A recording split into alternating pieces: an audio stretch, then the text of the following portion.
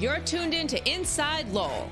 Inside Lowell podcast brought to you in part by Washington Savings Bank, serving the greater Lowell community for over 130 years. Make the switch now to Washington Savings Bank. Unicare, offering a variety of plans for people insured under the GIC. At Unicare, your health is their top priority. Reverie 73, Lowell's #1 cannabis shop. Elevate your cannabis experience at Reverie 73. Hafner's, heating and cooling homes and businesses for nearly a century. Become a part of the Hafner's family. It kicks. Boston North Company, offering a wide variety of business solutions to help restaurant and retail clients save money. Boston North. And by Mahoney Oil Company, providing warmth and protection to families in Greater Lowell and Southern New Hampshire since 1925. That's Mahoney Oil. And now, time for another Inside Lowell podcast. Inside Lowell. If Lowell is your home, this is your place.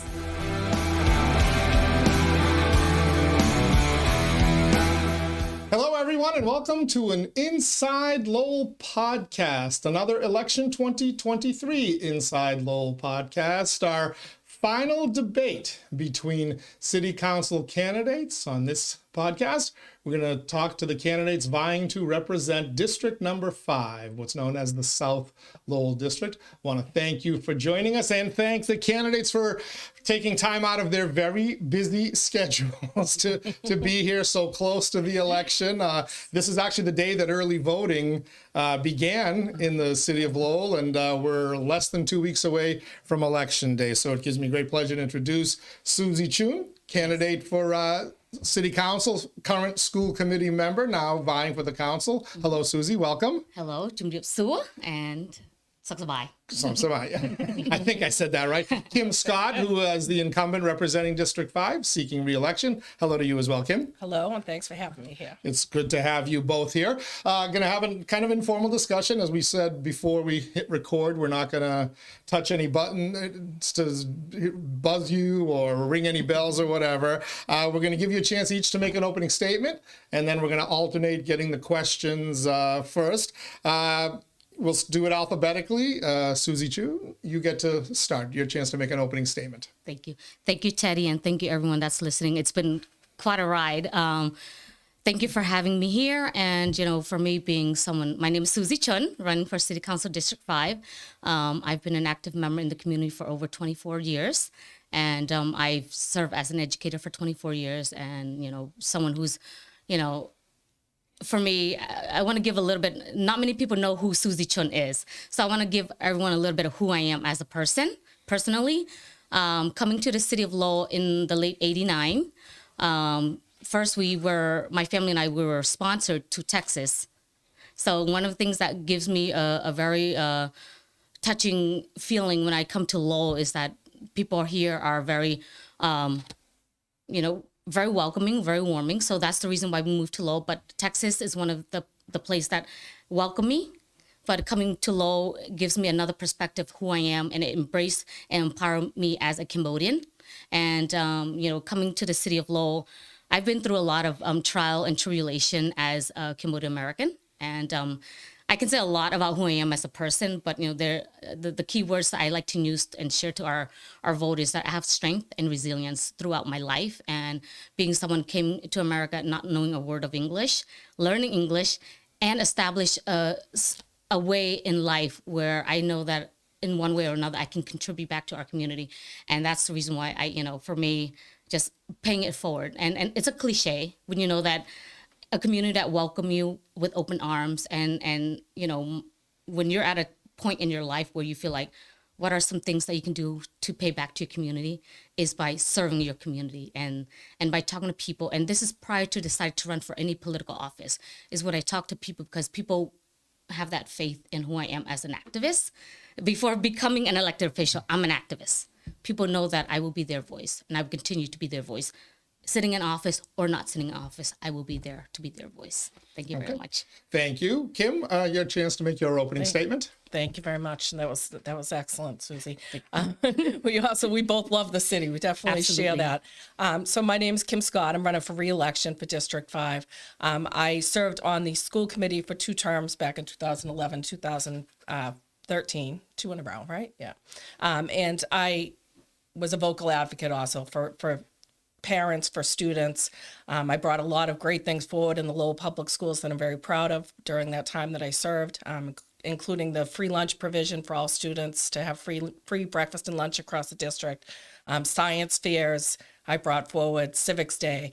So I've done a lot of advocacy through the years. And when this district seat came open, I knew that I could continue to be a vocal advocate for the rest of the district and the neighbors that I know very well. And this is what I've continued to do. And some of the things right off the bat, we hit the ground running, fixing the splash parks that had been closed for 2.5 years, stopping the fire station brownouts that were happening.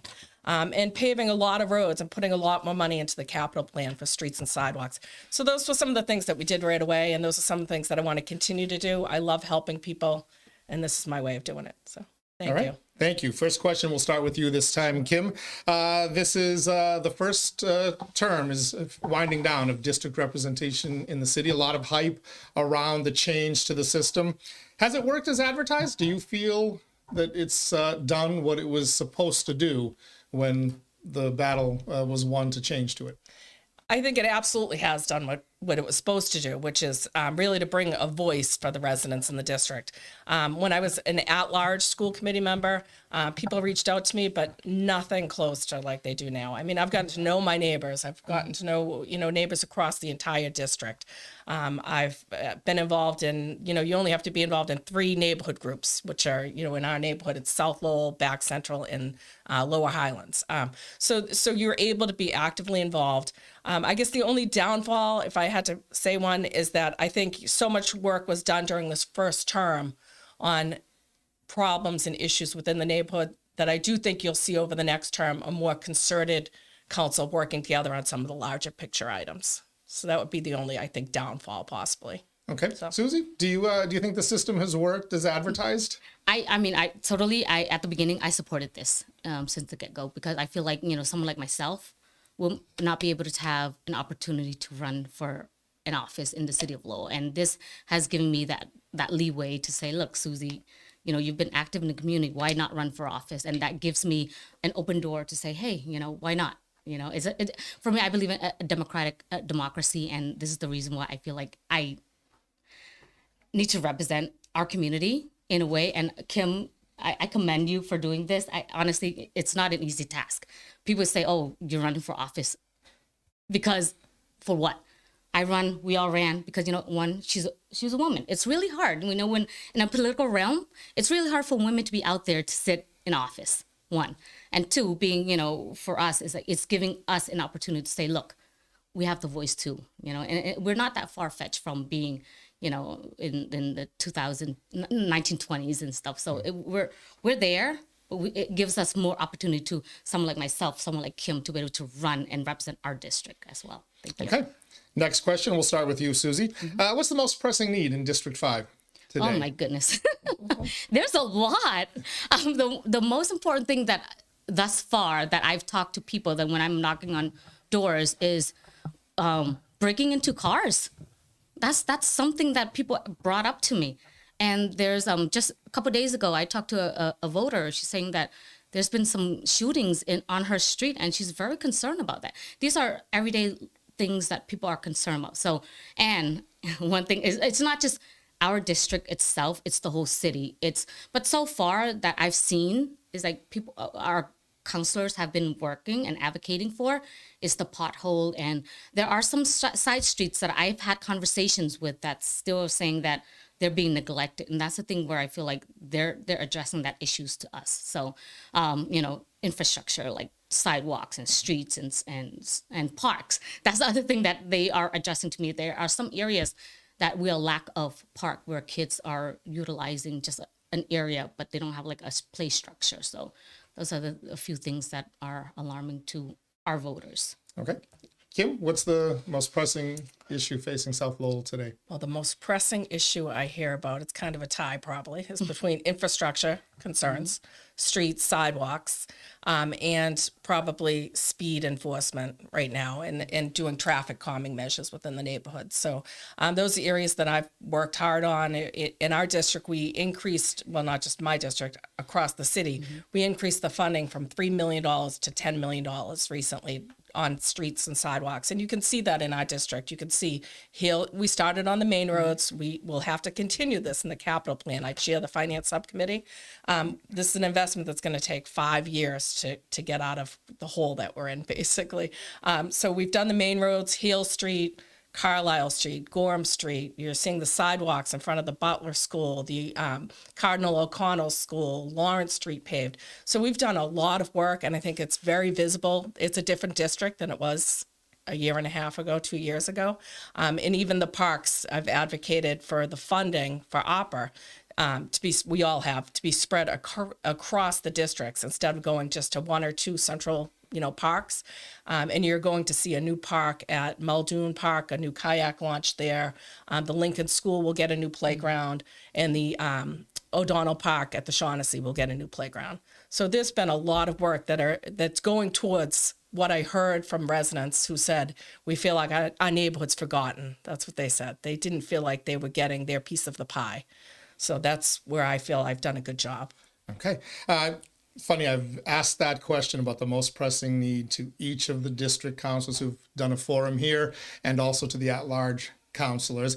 And you're the only two, at least collectively, if you take both of you, that haven't mentioned affordable housing.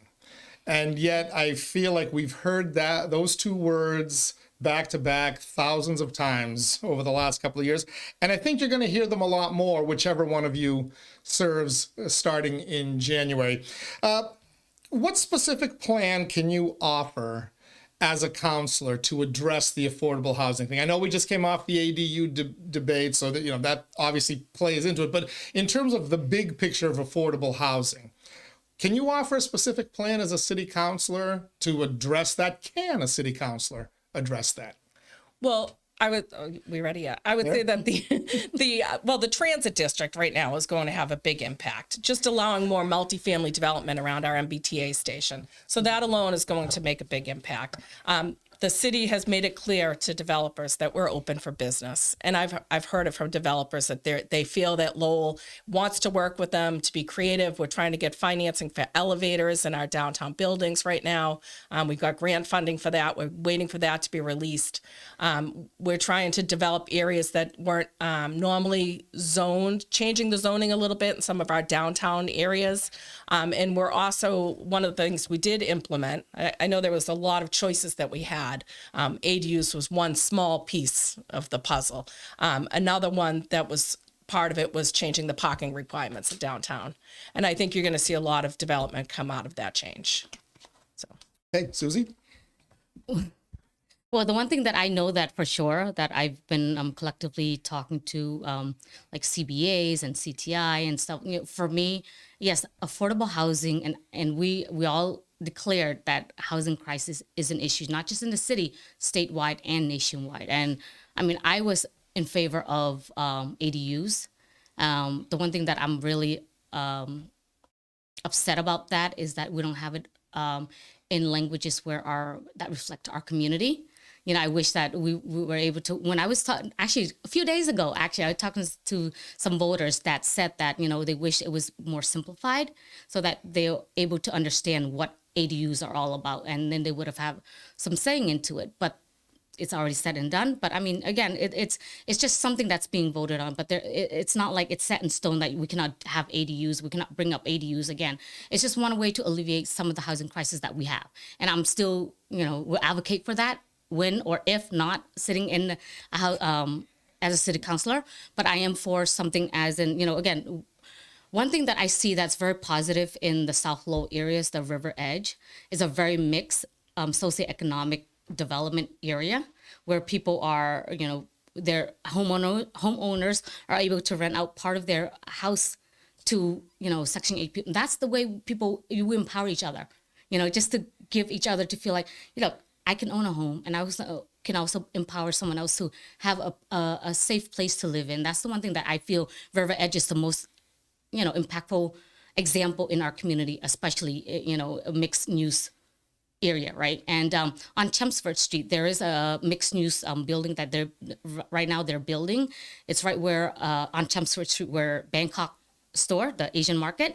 So they're building a apartment units and also like a business downstairs. So I like seeing more of that in our city. Yes, it's dense, but you know what? That's one way to combat some of the housing issues that we have in our city. So thank you. Okay, we're going to start with you on this one, Susie. Last couple of days, a lot of headlines made about the UMass Lowell and Conference Center and whether it should be a migrant center. I think I know the guy who kind of stirred the pot again on that. But as we sit here, there is no official word from the governor's office of the Commonwealth of Massachusetts about whether the ICC will be used to house migrants. My question to you, should it be? Here's what I can tell you.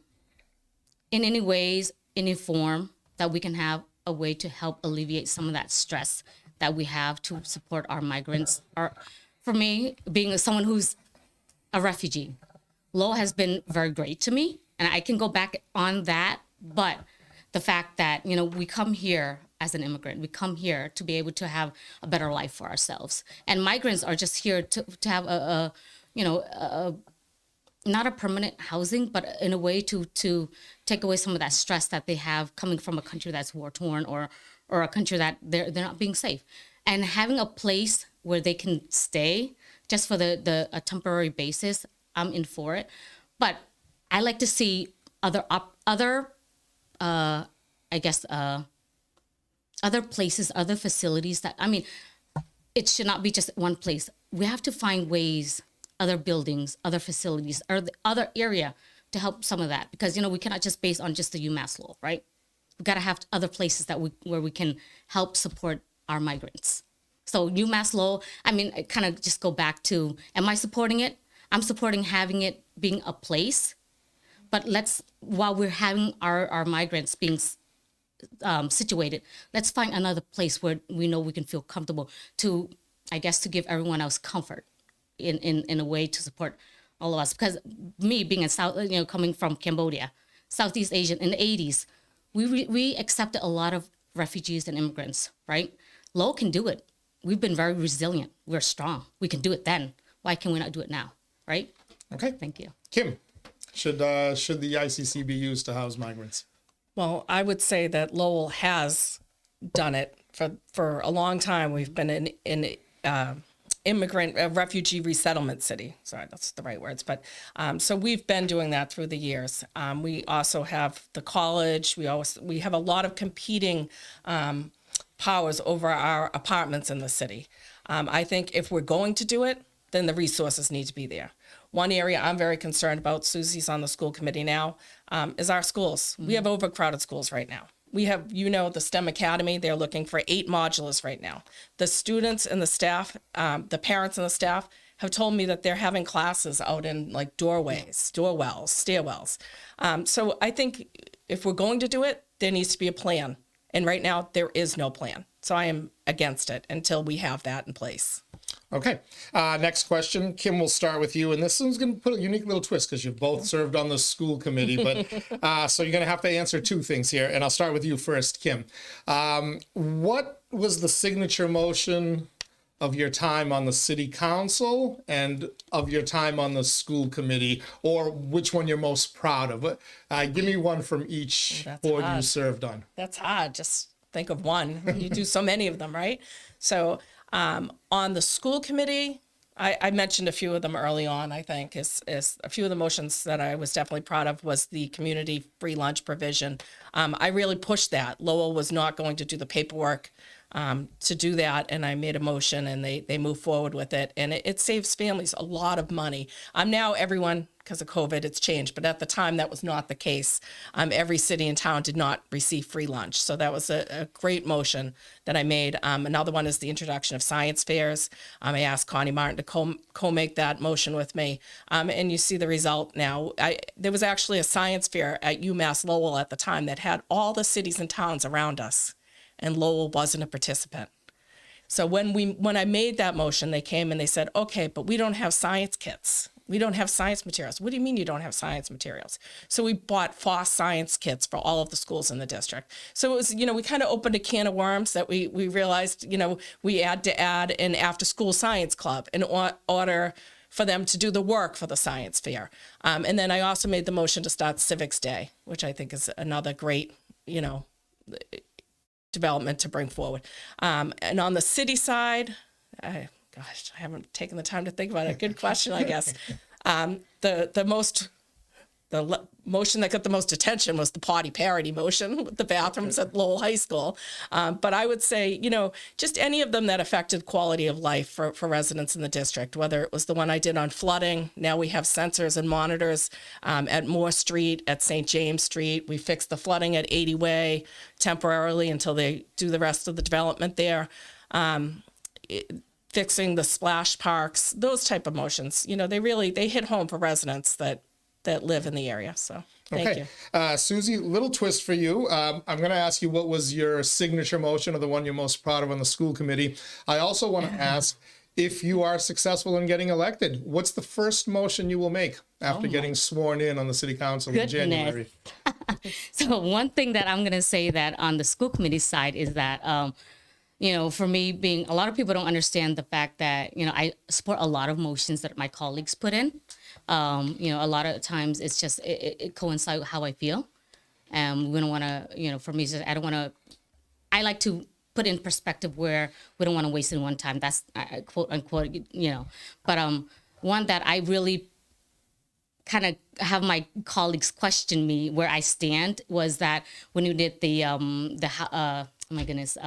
hiring process where we hiring the outside attorney about the issue that happened there is like I put in the motion when we hired the new city solicitor that I want to give her at least 3 weeks to dive into our issues and my colleague, a few of my colleagues may not like what I did, but I like to have evidence. I like to see things that happen in front of me, have that before I make the decision, because the decision that you make is decision based on, is it going to affect our schools, our students, and our staff? And I like to get all the information that I can, that the superintendent can provide, then I'll make that decision. And I feel like a lot of times when I make decisions or when I put in motions, it's based on things that really matters. And the other motion that it's really hard. But one of that I really do feel like brought up to me was that the leak at the high school freshman academy. That's the one thing.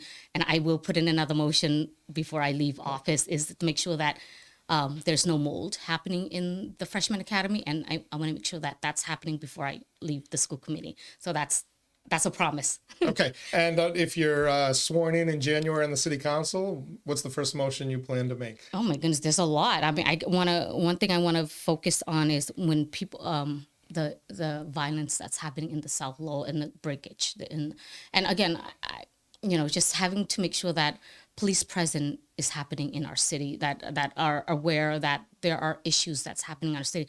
And again, Kim, amazing job. I cannot stress it enough. Don't get. Thank you. She's like, no.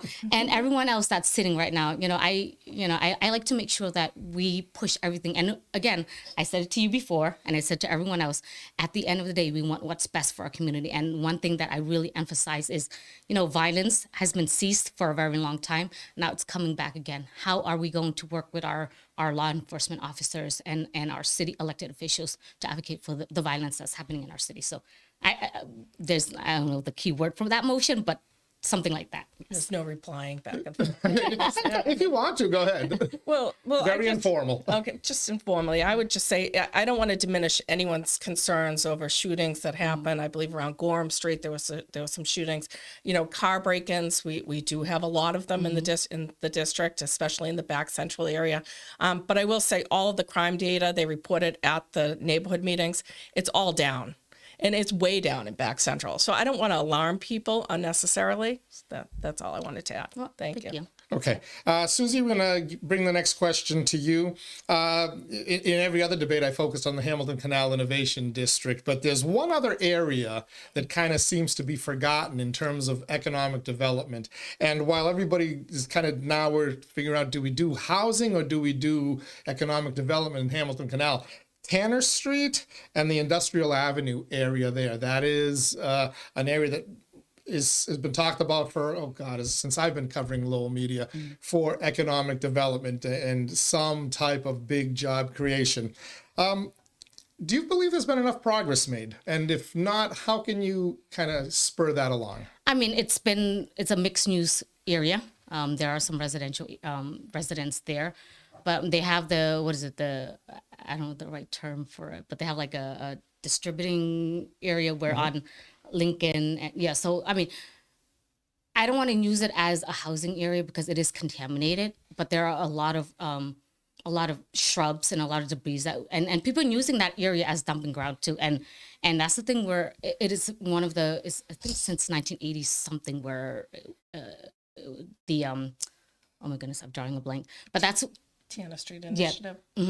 Yes, so that's the thing where I feel like we cannot use it to utilize for housing because it's going to take a lot of work, a lot of money for us to actually make it become a housing complex, right? But we need to utilize it in a way where we can bring economic development. I mean, we can't use it as a restaurant because again, it's going to be contamination. But there are some manufacturers, such as companies where they can build things.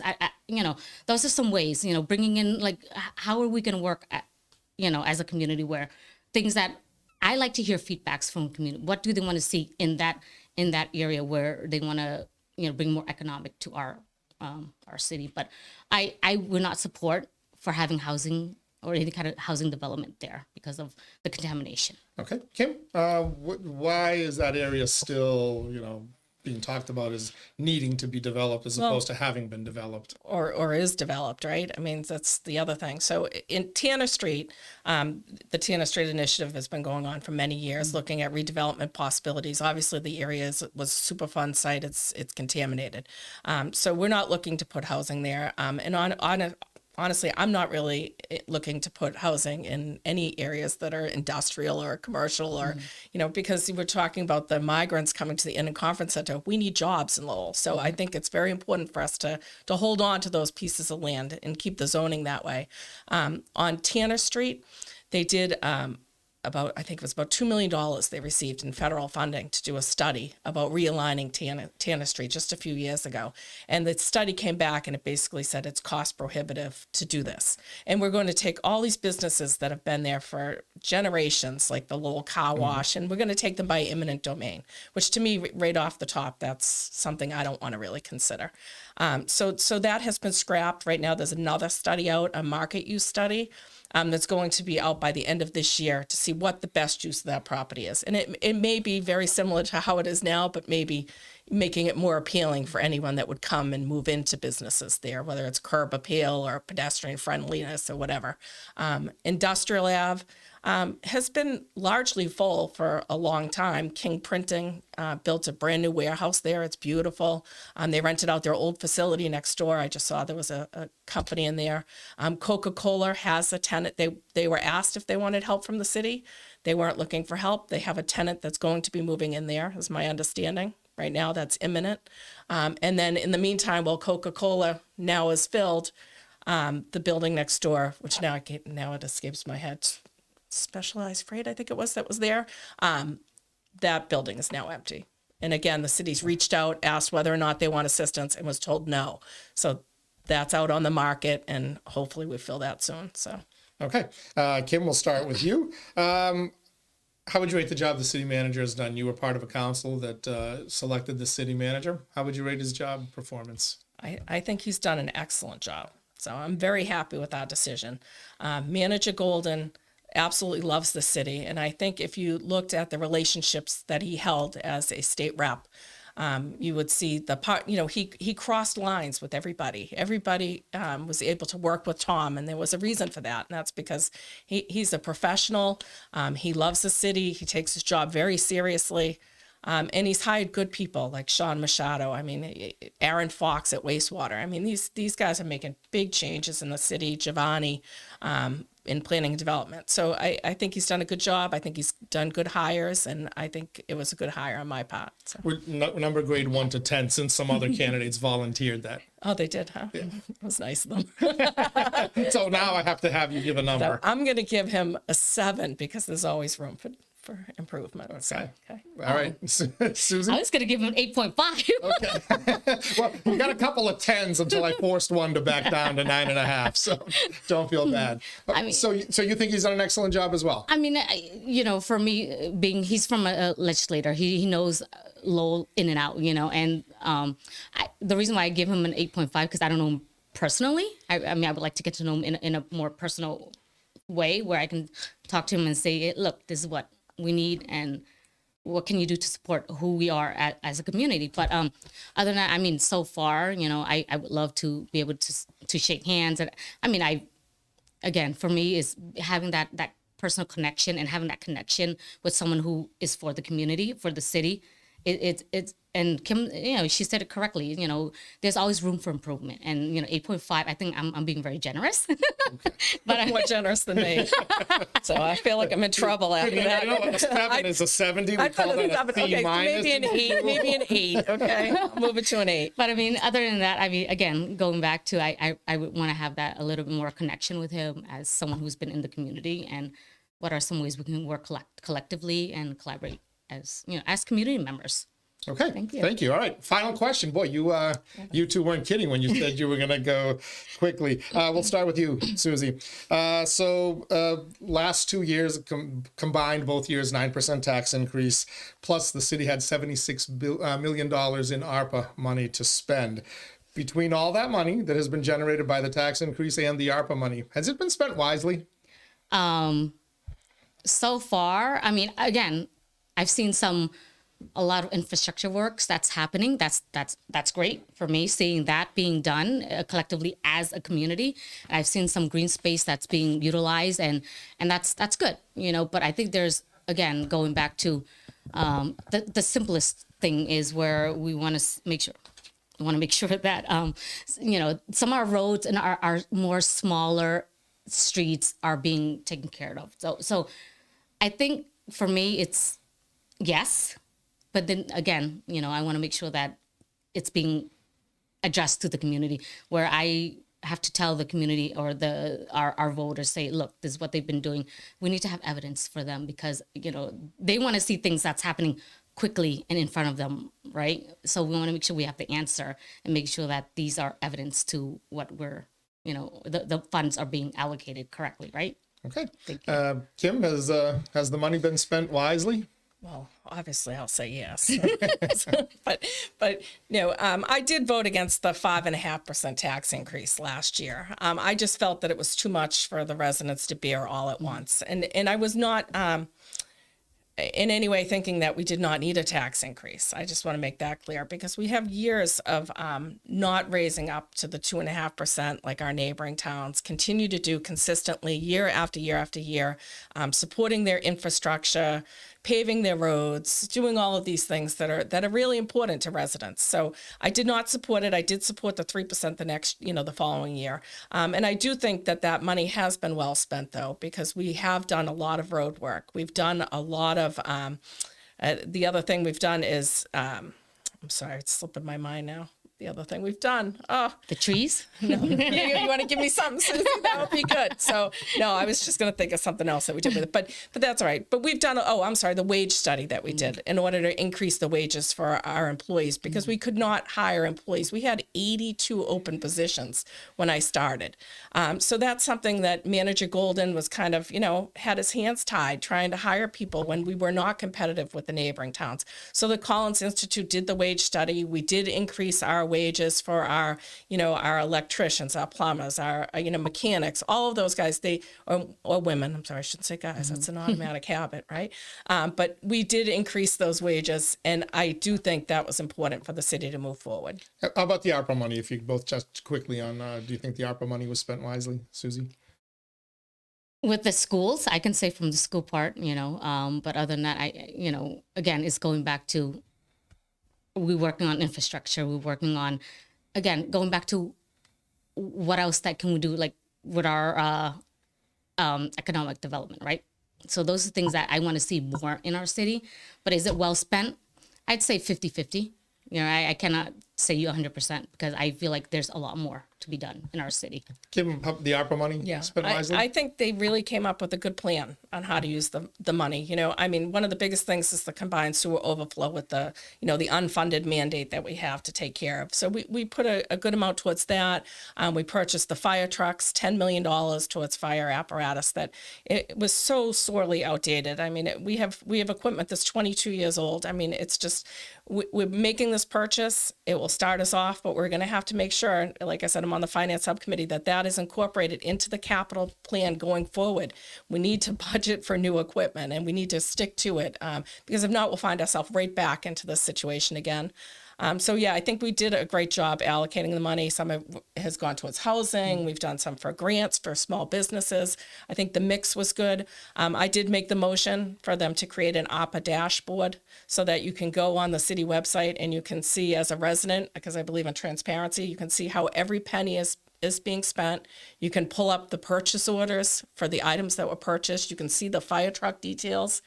So that was one of the things that I also did. Can I ask something about, so how can our residents be able to have access to that in order for them to see the funds and stuff, like just what you just mentioned? So that way I can, when I go on I host TV show on Monday night, so I'm going to make sure that when I convey in Khmer, so that way I can give them, hey, look, you can go onto this website, this is where your money is being spent, so I want to make sure that we're being transparent as well.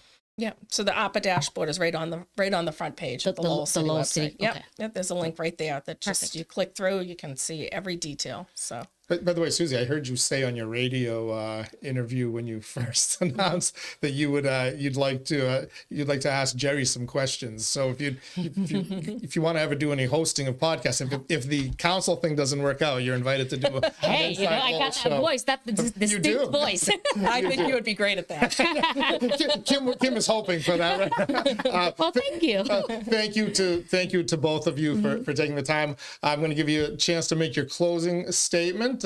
We started with you on the opening statement, so Kim, you get the first chance to make your closing statement. Thank you. I'm going to stand, I guess, on the work that I've done at this point in time.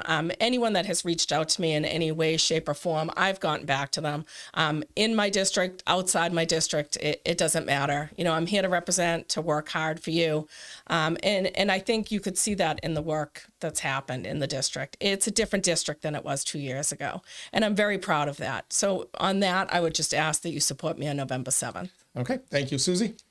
Thank you very much. And thank you for allowing me to be here tonight. And thank you, Kim. You too. For me, it's just, I ask for your support. My name is Susie Chhoun. I'm a grandma, an educator, an activist. And, I'm actively involved in the community. If not elected as a city councilor, I will continue doing what I do, being the voice for the community. And I've been doing this for over almost 3 decades. I don't want to even say my age, but, I want to make sure that our community hear my voice. Their voice are being heard, and I will continue. And my phone number, I have to remember this. The phone number that you can reach me is 978-641-1151. So if you need to send me a text, anyway, being a community members, I have ways to segue to. So if I am not elected, I know that Kim's be the person that I can, Anytime. So that's the thing where I feel like we need to work collectively as a community. Thank you. All right. Well, thank you. And I just want to point out, because you mentioned it earlier and I didn't want to interrupt, but 2 women sitting here. This is the first time that 2 women have run. It's very rare that women will serve on the city council. And here we have 2 who are vying for the same seat. So I guess we're making some progress under district representation after all. All right. I'll just say hi to my boss, Mike. Okay. And you want to say hi to your granddaughter? Sophia, well, she can't. She's only 8 months. But Sophia, Mom, yay, love you. At some point, she'll be able to understand that this tape My will be there husband's going to forever. kill me for saying hi to my boss, Mike. So, thank you to both of you. Good luck Well, on thank you for election having day. me. And that concludes our city council debates, and we also did our school committee debate as well in the one competitive race there. We're going to post them all under one link. They're all posted separately on our Inside Lowell outlets, but we're going to post them all under one link as well for you to have one last opportunity to see where the candidates stand on the issues before you go out to vote, if you haven't already voted, because early voting and mail-in voting has begun. So thank you to all of our candidates. Thank you to our sponsors as well. And most of all, thank you for tuning in here to Inside Lowell. As we like to say, Inside Lowell. If Lowell is your home, this is your place.